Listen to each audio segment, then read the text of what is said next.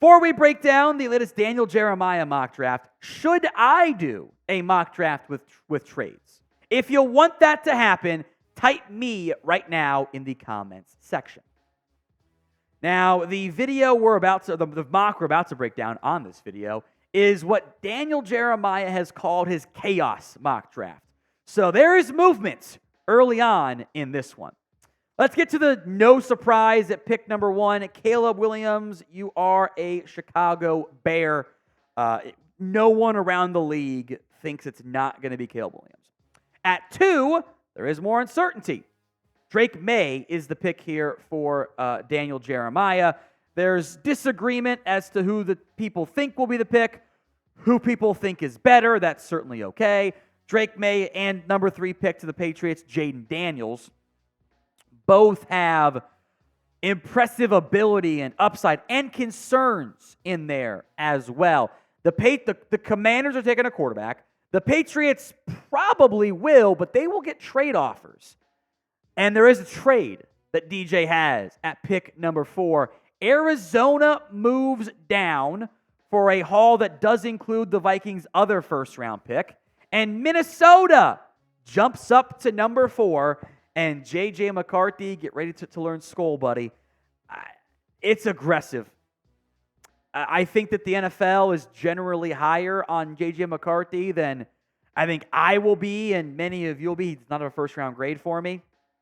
I do think he's a really good fit in the Kevin O'Connell offense, and he's generally accurate enough that if you just say throw it to Justin Jefferson, good things can happen.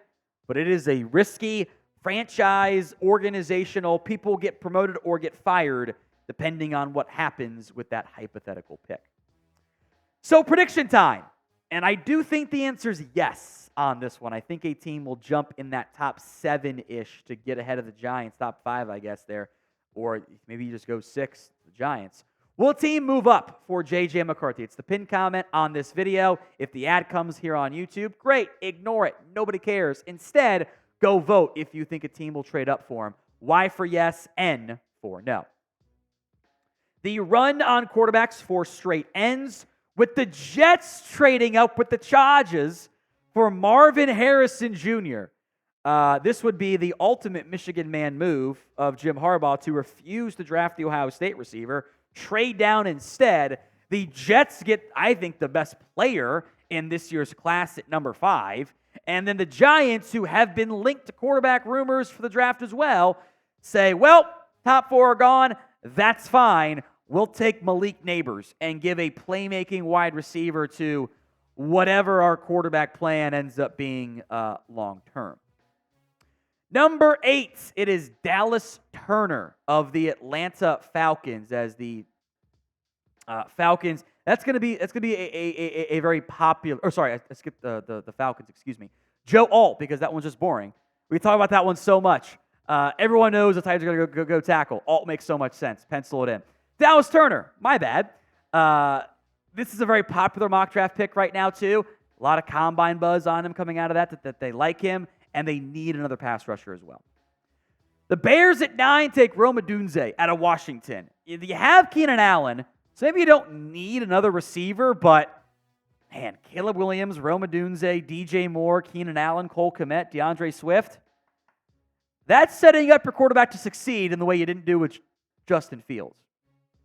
Number 10, Talise Fuaga, the right tackle who does fit what the Chargers are going to do to Jim Harbaugh. They want to run the damn ball.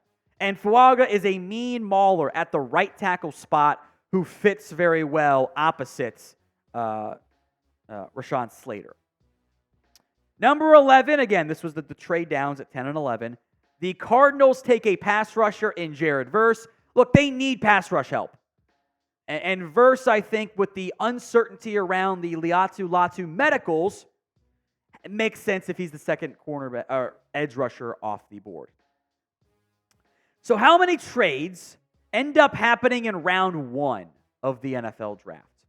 It's going to be several. Get that prediction in for me in the comments. Broncos don't go quarterback in the DJ mock draft. Instead, it's Brock Bowers. I actually like what DJ wrote here, utilizing Brock Bowers like the Saints used Michael Thomas. I actually love that idea. as kind of an underneath impact slot receiver. Fully on board there.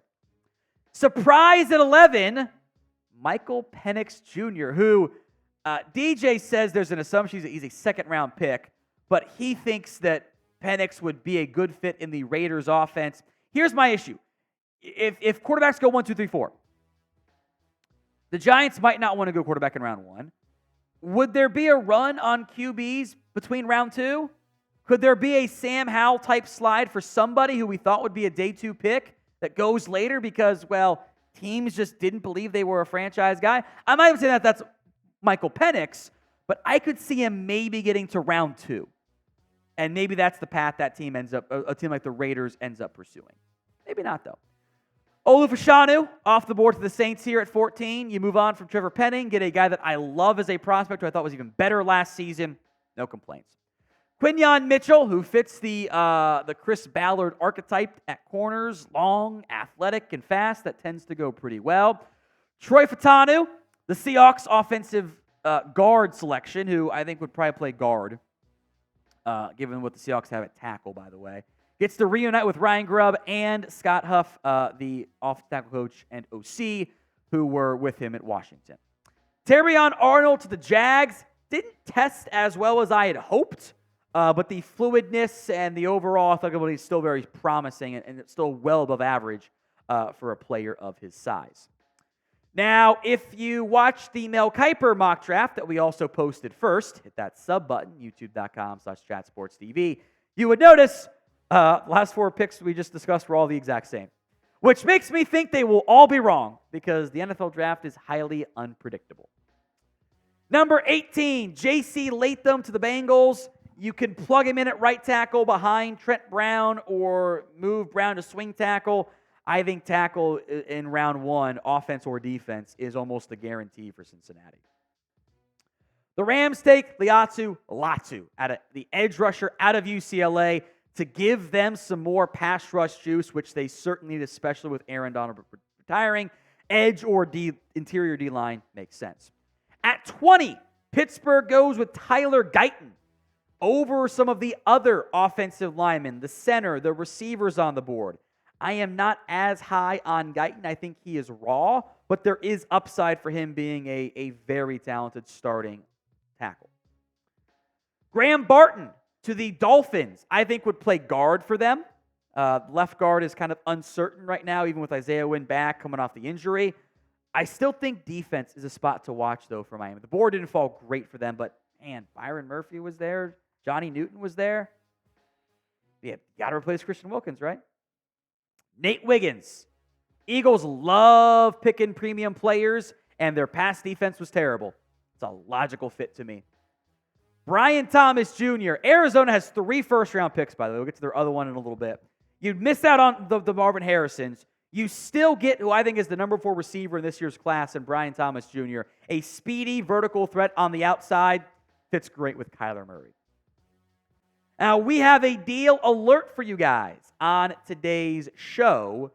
NFL jerseys under $100. When you go to chatsports.com/jersey deal, that link will be in the comments and the description of today's show. Men's and women's for all 32 teams and a wide variety of players. They are official Nike jerseys, by the way. It's not going to be the, I got it $10 from my buddy who knows a buddy online. Official NFL jersey from Fanatics. So check the comments section and the description of today's show. It's chatsports.com/jersey deal for the under $100 official Nike jerseys. At 24, the Cowboys go center. Now, left tackle, of course, remains an area of concern.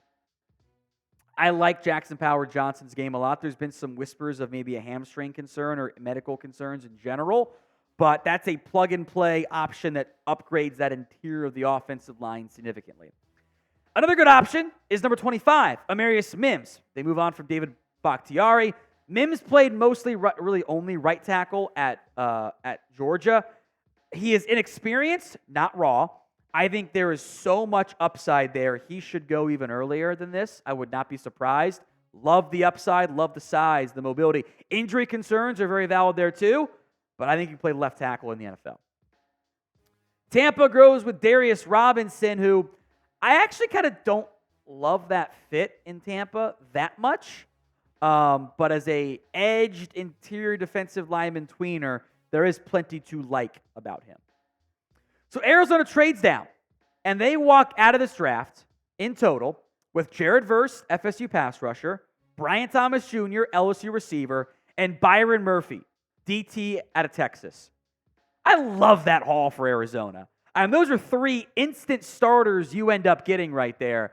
And Murphy, I think, could easily be a top 20 pick. 3 technique pass rusher, something Arizona needs. Buffalo also gets in on the interior defensive line run here. What I also finished, by the way, is Daniel Jeremiah mentioned that he could see Braden Fisk out of FSU and Chris Jenkins being an option here. Over Jai Newton would make no sense to me, frankly. Also kind of an overlap with Ed Oliver, but more interior pass rush is always valuable. Kool-Aid McKinstry to the Lions. They do still need some quarterback help, even with Carlton Davis having been traded for. My concern with Kool-Aid is the medical coming off that injury, but pairing with Brian Branch, let's go. I'm in. The Ravens get Cooper DeJean out of Iowa, who I think is more of a zone corner than he is an outside corner or like a man corner. Could do some nickel stuff for them as well. I think back end of round 1 makes a ton of sense. Shop Robinson to San Francisco here. Leonard Floyd, Yeturgos Matos, who are signed to join Nick Bosa. They like having deep edges. I think Chris Kursic, however you pronounce the D-line coach's name, could really maximize Robinson, who's got unbelievable burst off the snap. And the Chiefs take A.D. Mitchell. DJ mentioned maybe taking Xavier Worthy, but they have him and Hollywood Brown kind of. So they go a bigger body wide receiver. A trio of Hollywood Brown, A.D. Mitchell, and Rashee Rice for a team that already won a damn Super Bowl with bad receiving core. I got a really good one. Crazy. Who do you think Daniel Jeremiah left off of his latest NFL mock draft? Drop that player name for me in the comments. Some notable names here, 2 receivers, Xavier Worthy, Keon Coleman, Troy Franklin, Ladd McConkey, etc. Jordan Morgan, the arm length is going to be an issue for teams. Kind of stubby on that side, sub 33 inches. Teams might view him as a guard, but was very good for Arizona. DJ loves Edgerrin Cooper. I think not putting him in round 1 helps indicate how the NFL might feel about him. Maybe more of an early mid round 2 pick. And I think Tyler Nubin's the top safety in this year's class. I don't think he goes round 1, though.